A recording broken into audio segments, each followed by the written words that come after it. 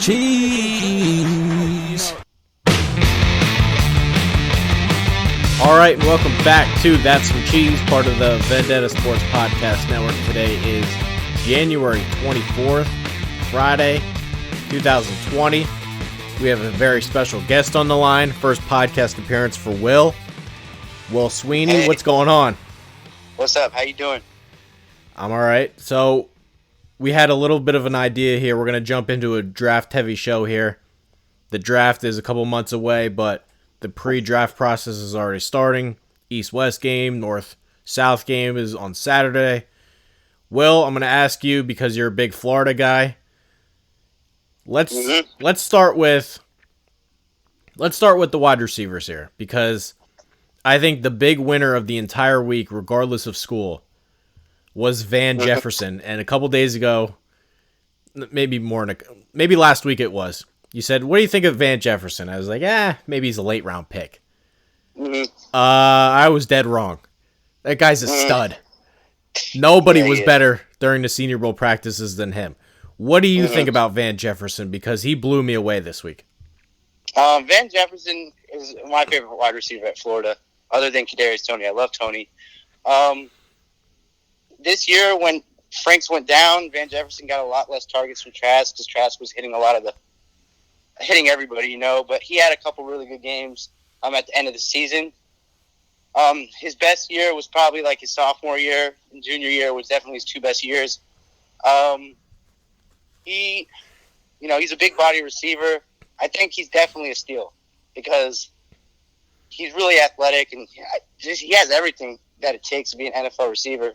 He's a good route runner too, and I believe that he could be a steal if somebody picks him up and gives him a shot, that they would be happy with him. So I've been thinking about this a lot, and the Florida people have gone nuts. They're retweeting my article and retweeting my tweet like crazy. I've been thinking about this a lot. Number one, he started out at Ole Miss, and at first you're like, well, maybe it's not a bad, it's not ideal you want to transfer from your first school.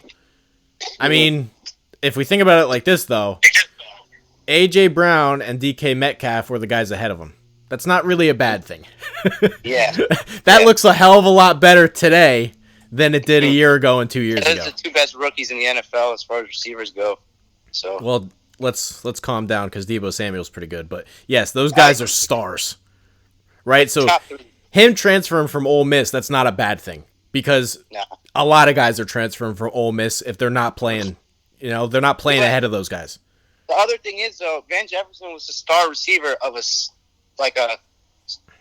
really good cast of receivers. Like, Florida had a top 10 receiving core in the nation this year, and he was the number one receiver for Florida. So obviously, teams like LSU was probably number one because what they did this season as far as receivers go. But Florida was very underrated as far as receivers went, and Trask really helped them out. I don't know why the other receivers didn't get in. I don't know why Hammond or Freddie Swain weren't at the Senior Bowl, because especially Josh Hammond had a really good year because he did everything. Like, he would run the ball, everything.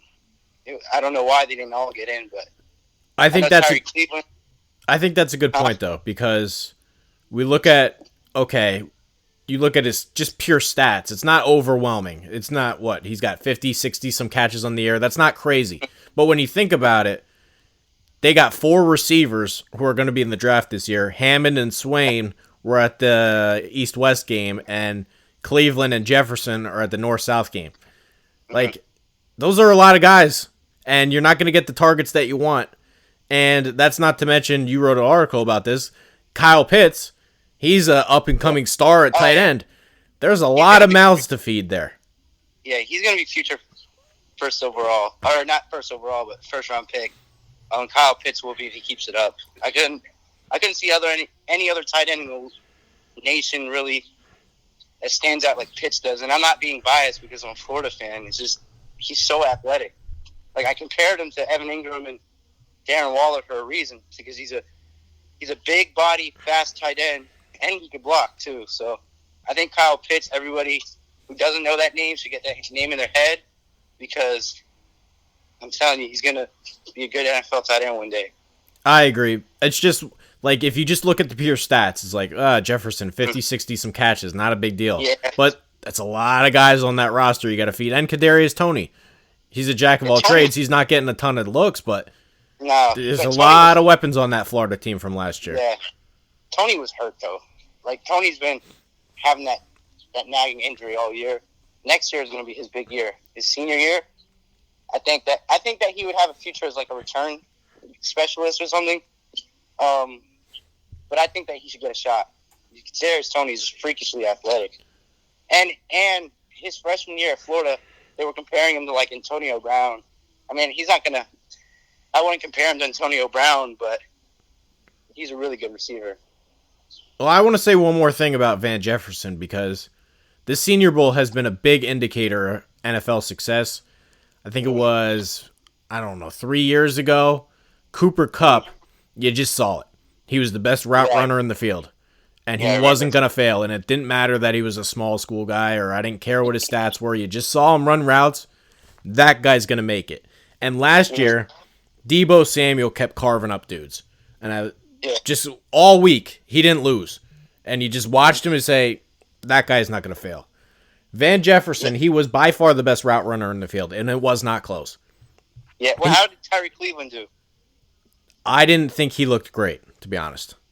He didn't. I'm going to be honest. Tyrie Cleveland, he went in as a 5-star recruit. I think he was a 5-star receiver when he came to Florida. And his freshman year, he did nothing. He had like a 99-yard touchdown reception against LSU. And then his sophomore year, he had a good year. And then his junior and senior year, he just seemed like he did nothing. Like, I don't know. It was just like, seemed like he barely ever got the ball. And, I thought he was supposed to be better than that. Trevor, what I really like? I like Grimes. I think Grimes could have a good future too because he's a big-body receiver and he's freakishly athletic. If he got more targets, but just everybody, that whole Florida roster of receivers.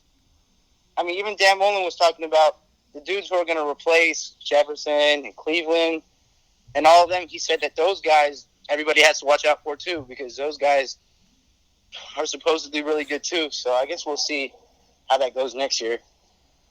One more thing on Jefferson because I can't let it go. He just blew me away. Yeah. What round would you take him in? What round would I take him? Unbiasedly, it just depends. Yeah, unbiased. You're an NFL GM. You're getting paid millions of dollars. What round do you take him in? You get fired if you miss. Obviously, Judy. You got CeeDee Lamb. You got Henry Ruggs. You got T. Higgins. You got Jefferson. I take Van Jefferson's probably a second-round pick as of right now. We'll see how he does in the combine, but I would say if someone like I would like if the Giants got him, honestly, because the Giants need a third receiver because the Giants can't keep any of the receivers healthy, it seems like. Golden Tate got suspended for 4 games. He did pretty good, though, last year. Sterling Shepard had a concussion every 2 weeks last season. And it just seems like I think the Giants could be a good fit for Van Jefferson. I think the Eagles will probably go high on a receiver. The Eagles will probably go receiver or cornerback number 1.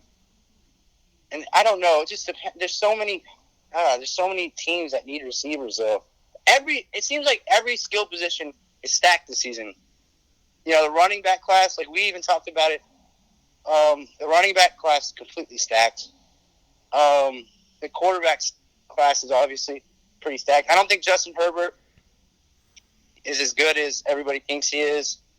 But when you got Tua and Burrow, I mean, that's probably one of the best duos that come out of college in a while. There's so many positions. So I'd say Van Jefferson's probably a mid-second round pick, in my opinion.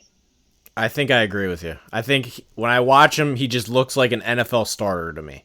Not saying he's a Pro Bowler. He looks like he looks like a 10-year starter. And I think I'd take him in the second round. Yeah, for real. And he can block, too. I don't know if you noticed that. He can block, too. Let's move in. You mentioned running backs, quarterbacks. Let's start with the running back first. Okay. Who's your guy? You got to take one. You got your eye on somebody. Who is it? Well, I forgot. All right, so ETN is not going into the draft. I never really had high thoughts about him, anyways. Me neither. It's so tough, man. You got Dobbins. Dobbins is so good, and then you got, like DeAndre Swift. I think is a little overrated because DeAndre Swift had the best offensive line in the nation. There's no doubt about that. He had the best offensive line. I mean, honestly, it had to be between Dobbins and what's his face, Jonathan Taylor. But I'm going to go ahead and say this: a sleeper. And I know you can think I'm crazy. It's Cam Akers because Cam Akers had the worst offensive line in the league this year. He came off of an injury. He still got over 1,000 yards and like 10 touchdowns. I think he's a sleeper because he had a terrible offensive line. You already know how bad FSU's offensive line is. So I would say probably Dobbins, first running back to go. I'd say that Akers is one of those third-round guys who ends up surprising the league. You don't have to tell me twice about Cam Akers. He's already on my fantasy team. I love him. I think he's awesome. Yeah, I'm going to say this. I totally disagree with you on DeAndre Swift. Mm-hmm. I don't believe in taking running backs in the first round. I love running backs. I love running backs. Don't get me wrong. I love running backs. I don't think it's great value, but I will say this. I would take DeAndre Swift in the first round because I think he's that good. Well, me and my uncle talk about this all the time. Like, he always talks about, Saquon Barkley's a really good running back, right? But the Giants didn't need him. You know what I'm saying? Like, even though he's so great, and this is going to sound crazy, you don't need to draft a running back second overall. Second overall is insane. Yeah, it doesn't make any sense because you're going to get him for what? 5, 6 good years. He's going to go to another team where he's going to be injured. A running back doesn't make the team. It's in the trenches. That you need a D-line, you need the offensive line. The Giants, they're my favorite team. They got so much to rebuild on.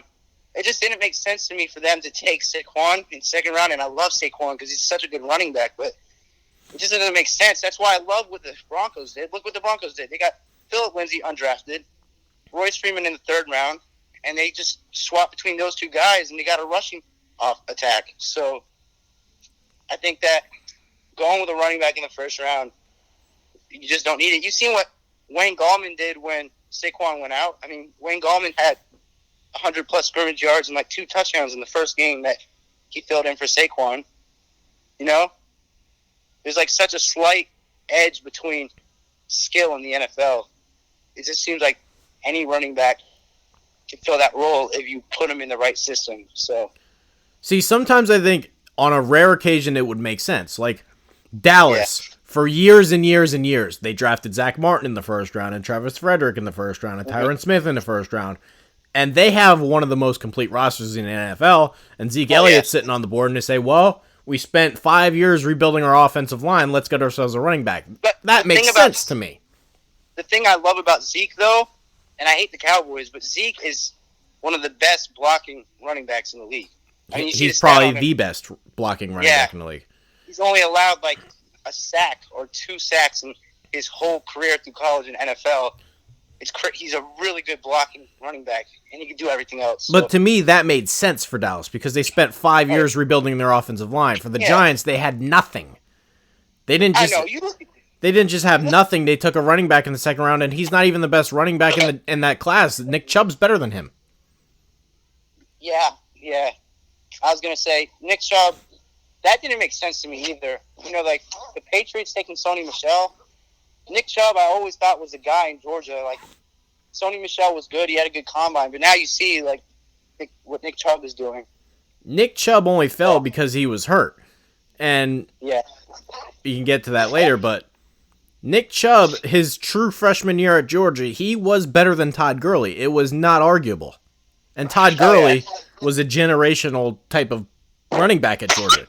Nick Chubb was absolutely better than him, and it's not a debate. Yeah, he was better than him. I do agree with that, but Gurley is a beast, man. Let me get back to Swift because I think this ties in well. DeAndre Swift on that same team as Sony Michel and Nick Chubb was getting a significant amount of carries as a true freshman. And he wasn't just, hanging around. He's been a star since the true freshman season, and he was stealing touches away from that guy. That tells me he's really good, and when I watch him, nobody else really quite moves like him in the draft. Nobody's really explosive off the first step like he is. Yeah, definitely. Having said that, I think Dobbins is going to be right there. I love him too. I think he is the most complete back. He can do everything. Yeah, Dobbins can do everything. He had that injury against Clemson. I saw, and that really affected Ohio State because I feel like if he was healthy that whole game, that Ohio State might have beaten Clemson and kept running down their throat. But Dobbins had that nagging injury the whole game, and it took away the running game a little bit for Ohio State. All right, let's move to quarterbacks here. But first, where can we find you on social media? What's your Twitter again? It's Will_83101. All right, so make sure to give Will a follow. He is our guest today. Big writer for our site. Make sure to follow him. He's got more articles coming. Mm-hmm. Let's jump to the quarterbacks here because I've been on this for a while now. I've written about it multiple times. I think you are a fucking idiot if you pass on Tua Tagovailoa. And if you're going to sit there and say, well, he's hurt. Again, we just talked about this. Why did Nick Chubb fall in the draft? Because he got hurt? Why are we doing this? Michael Porter fell in the draft. You would take him tomorrow with the first or second pick in that draft. Mm-hmm. Dalvin Cook tears his ACL, falls in the second round. Why? Mm-hmm. Why? Absolutely. We got to stop doing this. Yes, I know people get hurt, but the guy who's not hurt can easily get hurt next. That same thing with Derrick Henry dropping. Like, Derrick Henry dropped in the second round. He was like the best running back all year. That year. I think, was that the same year that Saquon got drafted, I think? Right? No. No? Or was that the year before or the year after? But Derrick Henry was the best running back. Did Derrick Henry win the Heisman too? Yeah. Yeah, he won the Heisman and went in the second round. I don't remember him getting hurt, though. No, he didn't get hurt, but still people passed on him.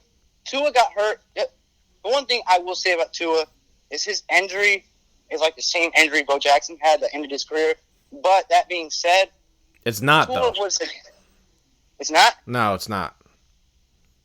Yeah. Wait, he dislocated his hip, right? Yeah, but they said it's the same one C.J. Mosley had, and I'm not a doctor, but that's what they're saying. And C.J. Mosley is an $85 million linebacker, and he's doing all right. Yeah, definitely. But Tua, I'm just saying, like, if Miami gets Tua, that is, like, the biggest steal for them. Like, good for Cincinnati for getting Burrow, because I do think Burrow's a great quarterback, too. But I do think that Tua, I hear people say all the time, oh, Tua's going to bust, blah, blah, blah, But I don't believe that. I think that Tua is going to be a good NFL running back. I think we got to stop with this. Oh, well, he's hurt. Let's lay out a scenario here. If I told you Deshaun Watson would tear his ACL in college and then he would tear his ACL again as a rookie, would you still draft him?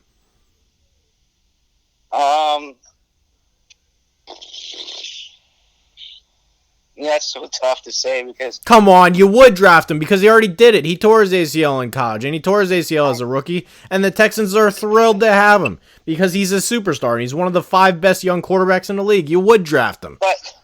You would, but if you tell someone that, then they go and they think, now that's going to be a problem for the rest of his life because he already tore it twice. What makes you think he's not going to tear it a third time? But obviously, we don't have to worry about that because look how Deshaun Watson is doing.